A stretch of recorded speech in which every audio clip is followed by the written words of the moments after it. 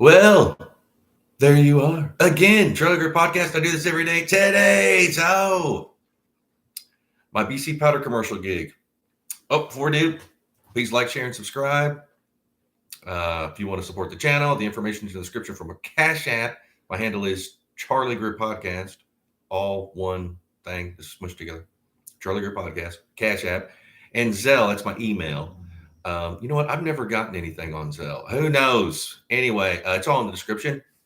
Let's do this. So, my BC Powder commercial gig.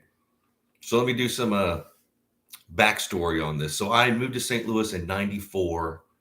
Um, I was technically still in Love Engineer. I used to sing in a band, and so moved to St. Louis in '94, working at my family's antique store.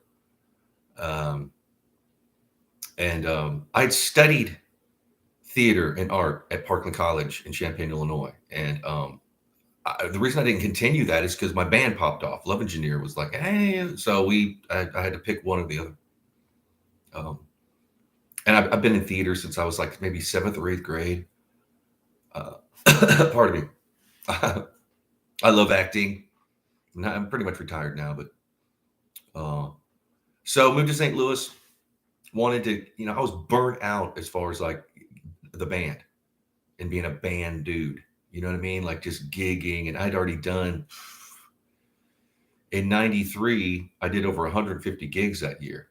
Most of them were local, Midwest. We might go to Detroit, Milwaukee, Chicago. We were at Champaign-Urbana, Illinois.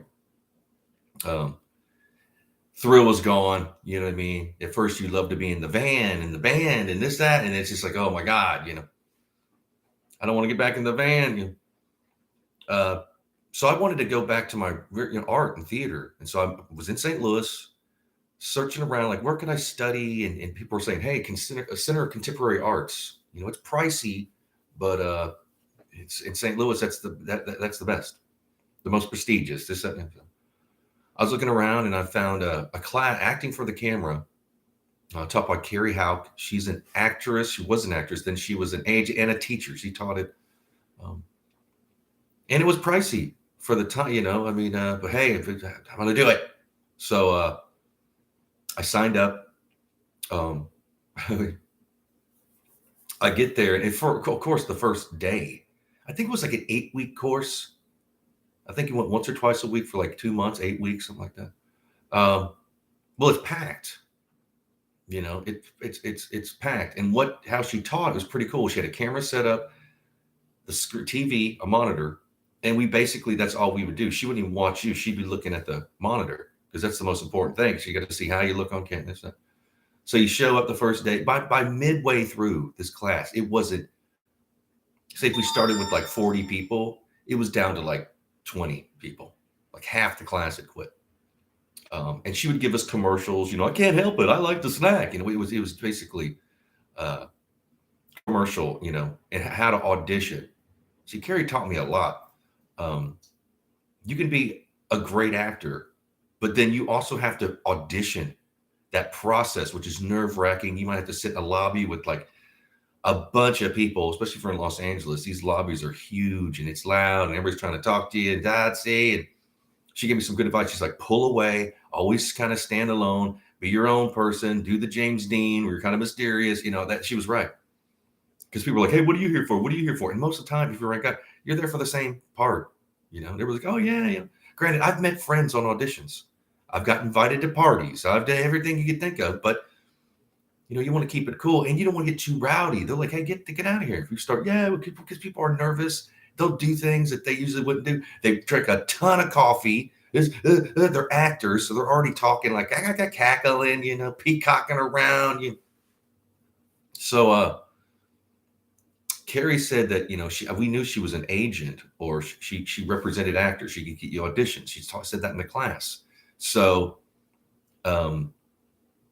everybody wanted her to, but Carrie she was cool. So the last class, she went through the class. At the end of the class, she's like, okay, well, thank everybody, and hope to see you guys. I teach other classes.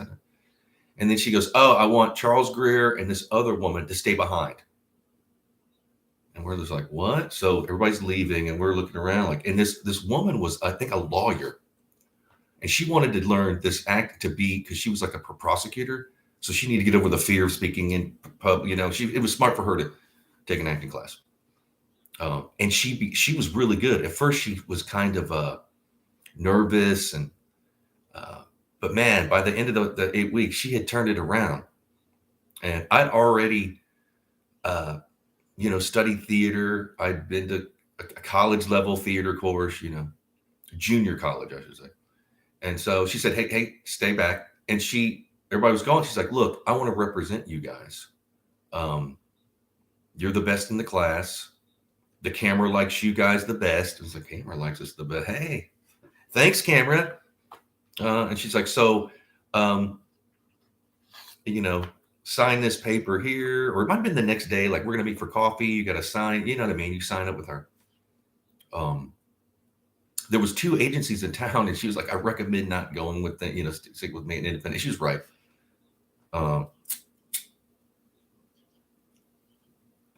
So it might have been like my first audition or my second. It happened really quick.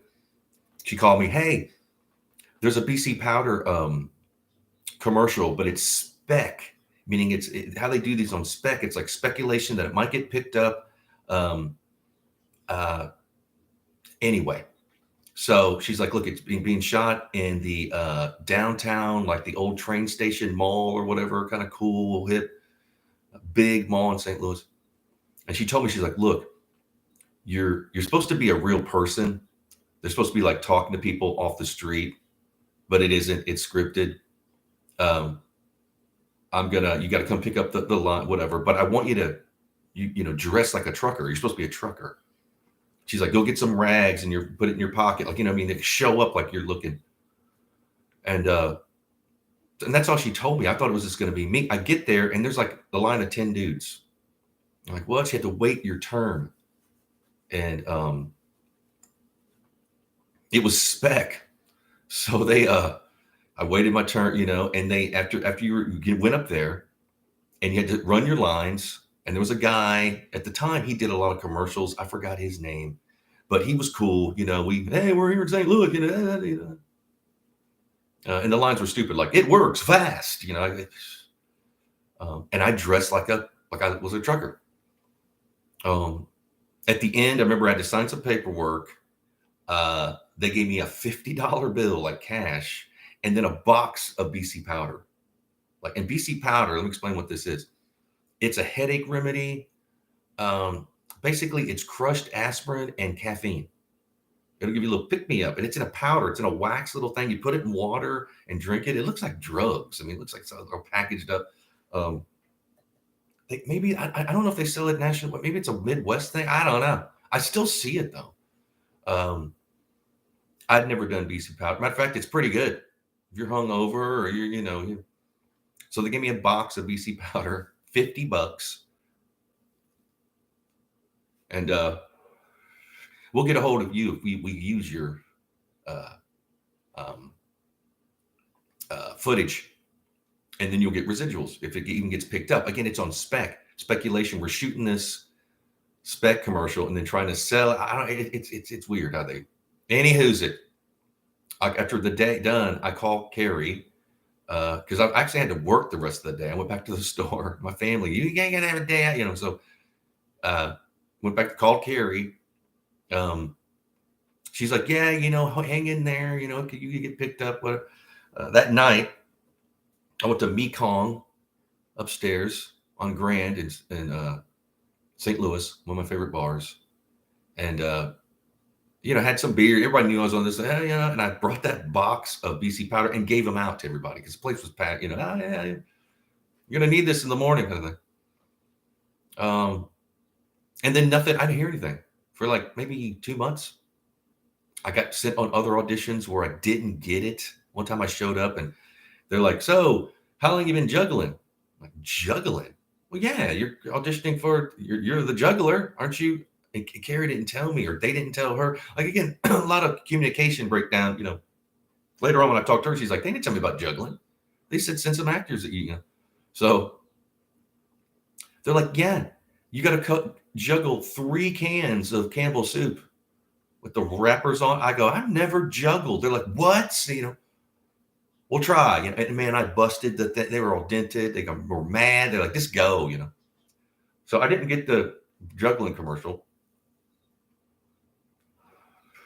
which was for the coach of the St. Louis Cardinals, like the baseball coach, the head coach of the Cardinals, the baseball team, was going to be in this commercial, and it was going to be a pretty, you know, I didn't get it.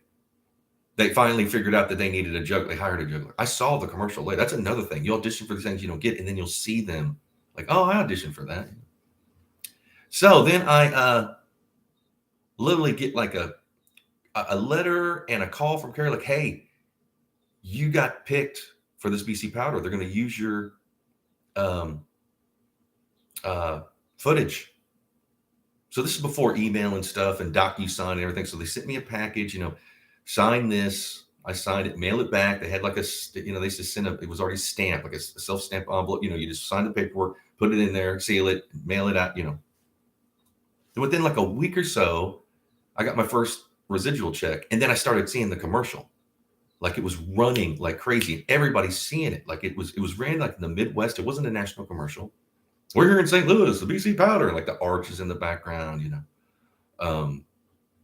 And I was featured in it. I had like 3 lines. They kept coming back to me throughout the commercial. There was other people in the commercial. There was like maybe 4 of us that were in it. And man, it popped off. Like they ran that thing so much. And I'd be walking around, BC Powder dude, you know, like people, I became like a local celebrity from this BC Powder. I'd go everywhere I went. They're like, we went and saw dinner theater at the haunted Limp Mansion. Limp was a brewery, Limp Brewery. Before Budweiser, it was Limp. It was huge. And the old Limp Mansion, supposed to be haunted. And they have dinner theater there. So myself, my girlfriend at the time, my mom, we went to the dinner theater, the haunted Limp dinner theater, you know. And I'm sitting there, and as they're introducing themselves, like, hey, we got a celebrity in the crowd. I'm like, who? Looking around. And they're like, there's the BC Powder. I was like, what the? They made me stand up and celebrity. That's my first commercial. It's just a regional commercial, meaning in the Midwest. It isn't like, and everybody's like, yeah, like everybody had seen it. I'd go pick up the Chinese food my mom would order or whatever, and they'd be like, oh my God, you're the BC Powder guy. Why didn't you tell us? What are you doing in town? Why aren't you a movie star? Like, movie star. I've just done this BC Powder commercial. They wanted my headshot. Like, we'll hang it up. They had like a wall of fame for local newsmen and actors and Bob Costas and whoever, wrestlers from St. Louis. And I did. I signed it, and they had me on the wall there. They might be still do if it's open. Good times. And I started getting checks like I think it was every month, but it could have been quarterly. And it ran for 2 years. That thing was on for 2 years. And it got me, well, everybody knew. So when I was still trying to do things, I was trying to shoot my own film. I was in another, like a Webster University short film by a director. He shot like on 16 millimeter. And I met a friend. He was my co-star there. We became friends. And that won an award. Like that won like the film festival there in St. Louis. So that combined with the BC Powder, like I just was, I was known. Like everywhere I went to the bar. Hey, you're the guy, you know. But then I started getting like a lot more auditions, but I wasn't getting them. For some reason, you would think that I would. No, wouldn't. And they're almost like they didn't want to give it to me because, oh, you already got the BC Powder. So I'd show up like, oh yeah, there you are, Mr. Big Shot, you know, Mr. With the attitude, like attitude. Well, I haven't even said anything. Like, yeah, well, you've already, you know, again, I would. And some of these commercials were for like pretty good money. You know, people buy like a small home from. So it was like good and bad. Like, and then I'm auditioning for like movie parts or whatever it was. And then they're like, oh, you're just a commercial actor. Like, no, shit. You know, again, you don't have any control over what you're going to audition for. It isn't like, well, I'm going to be only in mob movies. No, you don't get the, they give you an audition, Carrie would say, hey, call me up. Hey, you got an audition here. Here's the address. Here's the time. This is what you got to do.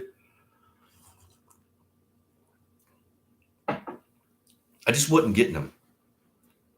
And even people were like, what is that? It's like, again, because I thought this would like parlay me to the next, successful part of my, no, it was, so I made my own film. I made a film called Walk-Ins. It's about men in black and UFOs. So it was like a pilot, like a 20-minute short for my feature film. I wrote a feature script. I was at the store. A guy came in. He was a lawyer, and he's like, hey, I'm starting to get into entertainment law. I want to sign you. So things were positive coming in. He came into the store. We had a store, Alexander's Antiques. And so I signed with this lawyer. He was soliciting me. I'd written scripts. One of my scripts, going to LA, had got second runner-up in the Nickel Fellowship. The Nickel Fellowship is like the Oscars screenwriting competition, whatever. I got second runner-up. I got invited to go to this writers conference in Glendale, California in like 96, maybe.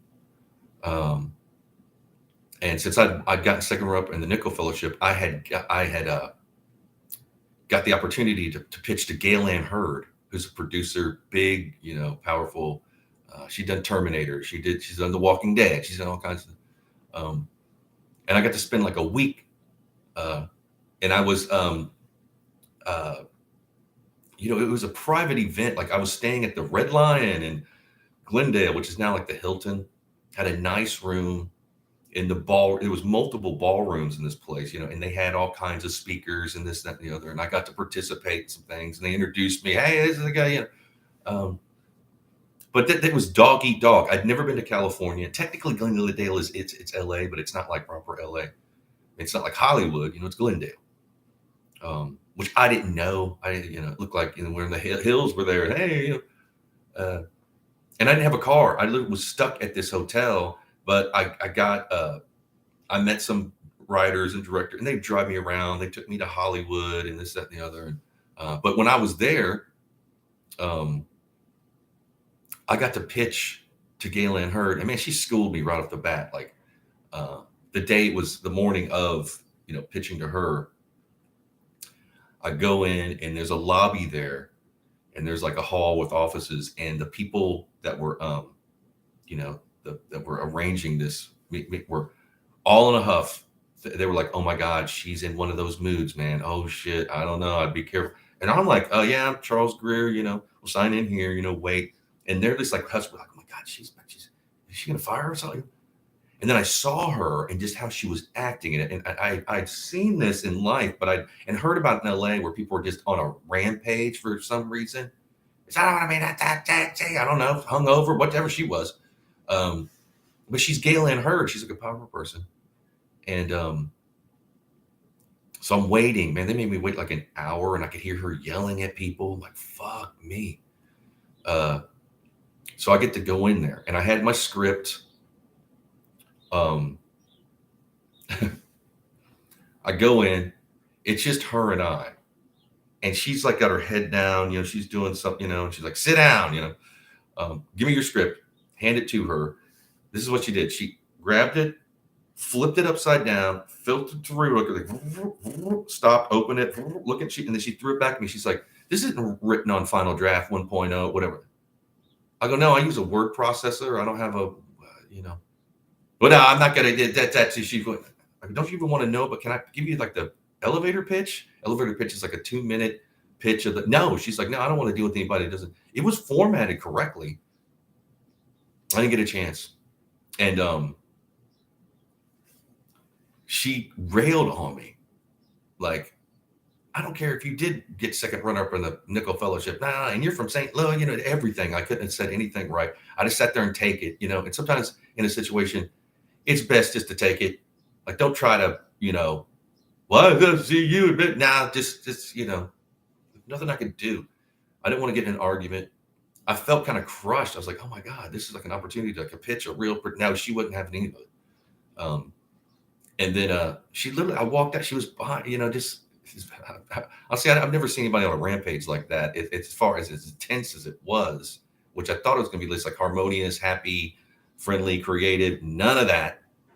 Um, and then we have to side with her. Everybody around there had, by then there was more people in this lobby. People that were putting on the writing conference, whatever it was. And like I became like this black sheep. Like the rest of the conference, it was like 2 days left or something. Like people were just at first, man, they were kissing my ass, like, "Oh my God, you're gonna, I love your script, this, that, and the other." Oh my. Then after, and she'd stayed. I don't know if she's at the hotel or not, but she did have a room. So she had this party, like in this suite, and I was invited. Like somehow I got, and then when I got to the door, I walked in. They wouldn't let me in. Like I don't know what I did to Gail and her. Like I'd never seen her, It was brutal. I remember going back to my room because I had a pretty nice room, and just sitting there on the bed, like, what in the world? And I'd been warned, and you hear these stories about Hollywood, like, I don't know, we just didn't, hit it off or whatever. And I sat in my room. Finally, I went downstairs. I got like a 6-pack of beer, and just kind of like drink, sat in my room and had beers. And so the next day, I think it was like the last day of the conference, this writer who he'd just done pretty well. He'd written a movie that Michael Douglas had starred in. It's called The Game. Oh, I think it was The Game. Yeah, The Game. And I forgot his name. And I was supposed to be at one of these because every day they had like 3 or 4 different like get-togethers, PowerPoint things or whatever. And I was invited to these things. So by then I was like, man, fuck this. So I went, but there was a patio. I went outside and was smoking and just kind of looking inside, like, man, fuck all these people. And he comes out and he had already spoke at one of these meetings or, he's like, hey, I heard, and he lit up a cigar. He's like, I heard what happened. And I don't like Gail, and I was like, no, I don't know. He's like, look, man, tell you what, let's just get out of here. Have you been, into Hollywood? Have you been in Beverly Hills, this, that, no. And I go, no. He goes, look, I'd gotten your treatment because by then they brought some scripts and treatments, and people were like, we were networking. And by then I'd incorporated a film company that I had in St. Louis. I was, it wasn't like I was amateur hour. I was doing the right things. I had a lawyer. I had an agent. Never been to California. At first, they'll treat me like I could do no wrong. Galen Hurd scolds me for whatever. I didn't use the right software. Who knows? And he was like, I don't like her anyways. She's known for, you're just in a line of other people that can tell the story. He was like, look, I rented this really nice, I think it was like a Firebird or Camaro or Trans Am. Like I rented this nice car, brand new. Let's go out, man. Let's go drive around. Forget these people, man. You don't have to skip all this stuff. Let's go. So we did. And he knew LA. He's driving me around. He took me down everywhere. We went down Hollywood Boulevard, Sunset, Melrose. We went into Beverly Hills. I think he took me to, was it the Hard Rock Cafe? They have like a memorabilia from movies in glass, container, whatever.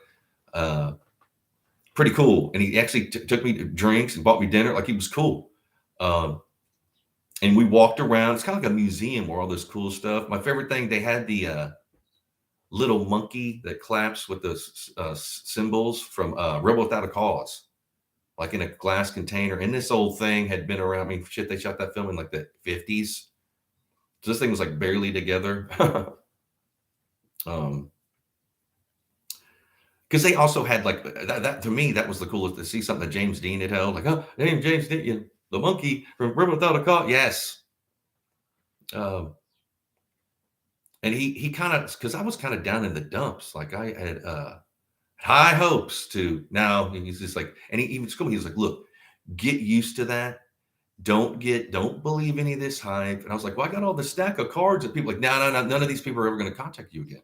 They've already seen how Gail, somehow you're tainted. Who knows? He goes, but this is my best advice to you. Get out here. Start doing the hustle. Start doing the Hollywood hustle. Just get out here. You're in St. Louis. Doesn't matter. Move here. I will try to help you. Maybe we can write together because he was riding high off this Michael Douglas film he had written, and it had grossed a bunch of money, and he was getting. And again, I forgot his name. And uh, thank you, whatever your name. We went back to the hotel. He dropped me off, and I was feeling a lot better. I was by then people were coming up. Now she's gone. They were actually going to try to be nice to me again. I wasn't rude to him, but it's like, man, come on, man. These last 3 days, 2 days, whatever it was after now she's gone. You're going to be back to. I just kind of played it cool. Like, okay, yeah, fine. Yeah. Oh no, I got to go to my room. I got another meeting because I was having meetings too with these people that it turned out to any. Um, and he's like, yeah, they're going to steal your ideas. Don't tell anybody. Keep your mouth shut. They're going to sheep dip you, basically. He was right. So this was in 96. I didn't move out for another 2 years. I moved to LA in 98 because I got back. And at the time, every night I was calling my mother. And this is what for a long distance. And I had to get like calling cards. Back then, anyway. She's like, keep your head. And she's always supportive. With a little bit of tough love, though. She's like, I am. And she comes from the artistic world. She studied painting in college, and she was a certified appraiser of rare antiques and stuff. So she got some of this. She'd been around. St. Louis has celebrities, and my grandfather, who had the antique store originally, we had local celebrity, whoever that would come in, this, that, and the other thing. We knew certain, my grandfather, one of his best clients for decades was Vincent Price. Vincent Price was an actor and mostly in like horror films. And he was a serious collector of art. And my grandfather, over the decades, had hooked Vincent up with a lot of art. And I think Vincent Price was from St. Louis. Anywho, get back. And again, I wasn't ready to, I go, man, that's how LA is, because it's tough out there. And sure enough, that's how it is. See, a lot of people I don't know why they do. It's more like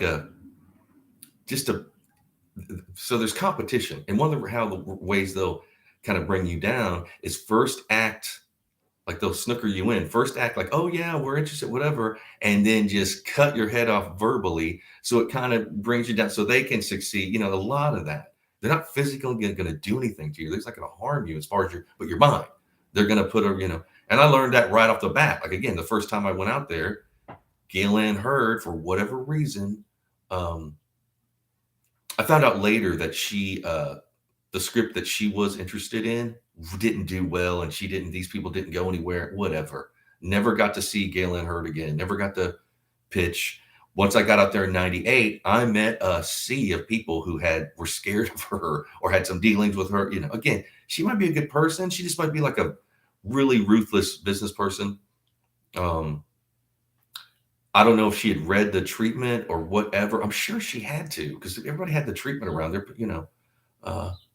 and I wasn't expecting her to like read the script in front of me, but I thought I could pitch her. See, I'd already learned to pitch. My lawyer taught me how to like pitch it. Like, hey, this is what it's about, this, that, and the other. I'm looking for I have other scripts. So maybe a 1 to 2 to 3 film deal. Cause usually they don't give you one. You got like a 3 movie deal, or option the script to her production company. Option is selling basically. And you're just the writer by then. You're not going to, so I had a couple options. Or, I could, stick around and maybe even be in the movie or help direct, or I could just option it to you guys and just whatever, write other things, but I didn't get to do that. I didn't get the chance to do what I was told that I'd be able to do.